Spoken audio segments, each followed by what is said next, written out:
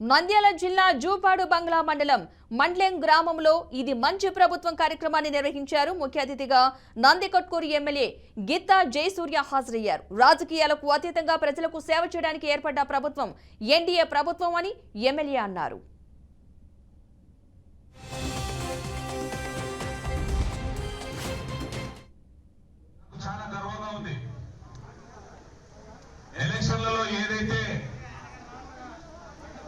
Telugu Desam Janasena BJP కూటమి అభ్యర్థిగా నాకు అవకాశం ఇప్పించినటువంటి మానస్వానంద రెడ్డి గారి నమ్మకాన్ని ఒమ్ము చేయకుండా ఇదే నందికొట్కూరు నియోజకవర్గంలో అనునిత్యం అందుబాటులో ఉంటూ ప్రజల సమస్యలు నెరవేర్చే భాగ్యం నాకు ఇచ్చినందుకు నా జన్మనిచ్చినటువంటి తల్లిదండ్రుల రుణాన్ని తీర్చుకోలేనటువంటిది అంతటి సమాంతరమైనటువంటి నాకు రాజకీయ జీవితాన్ని ఇచ్చినటువంటి నందికొట్కూరు నియోజకవర్గ ప్రజలకు అందరికీ పేరు పేరున మరొక్కసారి నా హృదయపూర్వక ధన్యవాదాలు తెలియజేస్తున్నాను.